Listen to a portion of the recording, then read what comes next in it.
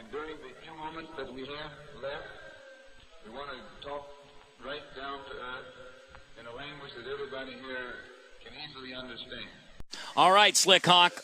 It's time. Our man is back. Commando Dave on the T-Mobile 12th Man Mania Commando. show. How are you, Commando? Hey, I'm doing good, you guys. Great to be back on right quick. I don't care what the Blue Pope said about ZZ Top. For the record, I do a karaoke version of ZZ Top's Tush, more entertaining than ZZ Top themselves, because in that long guitar middle, I throw down some rapper's delight, and there's probably a video on my Commando karaoke Facebook page. And speaking of entertaining videos, Captain, let me say right off the bat, there's nothing better than a non-sharp dressed man who talks the talk and then walks the walk. And starting last week on 12th Man Mania, the build-up to the catch was tremendous, but watching you actually make the snag and then strut around the KJR studios like the stud is one of the best things on YouTube. And, of course, Kevin Shockey did a nice cut. But as a 12th Man Mania with Brian Abker, Maniac, of course I had to do a Commando cut, and it's on YouTube. Love it. Search Abker Catch. And while you're at it,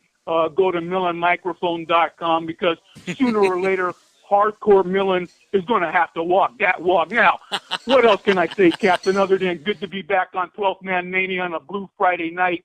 And as the moon and stars would have it, a Halloween Blue Friday night, counting down to the Seahawks game Sunday against a team haunted by its past as one of the winningest organizations in the NFL, the winless Oakland Raiders. And as the song goes, and you mentioned it earlier, Captain, the freaks come out at night. And as the DJ Slick Hawk, just say Houdini. And speaking of one of the greatest escape artists in history and a man who always wore black, the Silver and Black Crew come into this game shackled by a 0-7 record, looking for some kind of wild illusion or crazy stunt to make a great escape from Seahawks Stadium with their first victory of 2014 and exorcise the ghosts of winless season to come. And with 12th Man Mania getting the party started there at Jimmy's on First, packed with Halloween freaks, Seahawks freaks, Raider freaks, and a couple of freaks Slick Hawk's been eyeing since he got there, with the most costume fans in the NFL coming to Seahawks Stadium to cheer on their Raiders.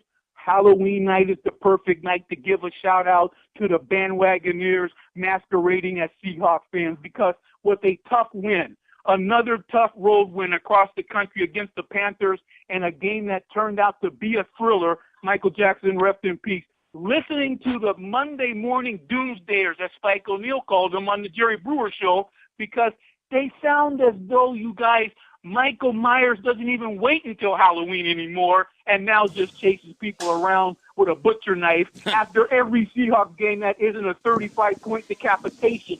Talk about fickly Seahawks fans. Basically, you guys, the same kind of fans we saw last night in Cleveland wearing burnt number 23 jerseys, faking like they were not only witnesses but never lost the faith that LeBron would return his talent from South Beach. But that's not surprising to me.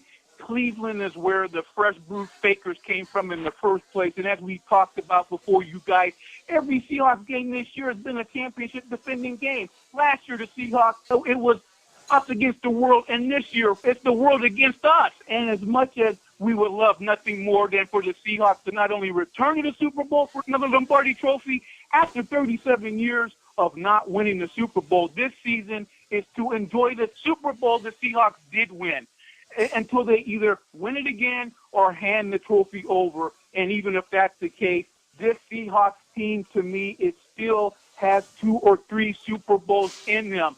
And trust me, on this ghoulishly cold night, you guys, there are a lot of realer-than-real-deal Holyfield Seattle Seahawks fans listening to 12th Man Mania right now who will tell you this: the Seahawks have played a hell of a lot scarier football than the Chargers, Cowboys, Rams, and Panthers games combined.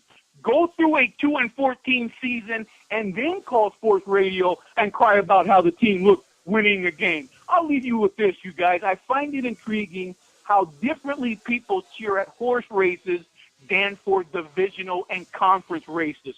When your horse is in the middle of the pack, you're yelling your lungs out at Emerald Downs trying to will it to victory. But when your Triple Crown winning football team is in the middle of the pack, not only do you give up on the cheering, they're ripping up the betting slips. Seahawks fans, 12th man maniacs who will be there Sunday. Commando is going to be in the house. It may be Halloween, but quit being scared.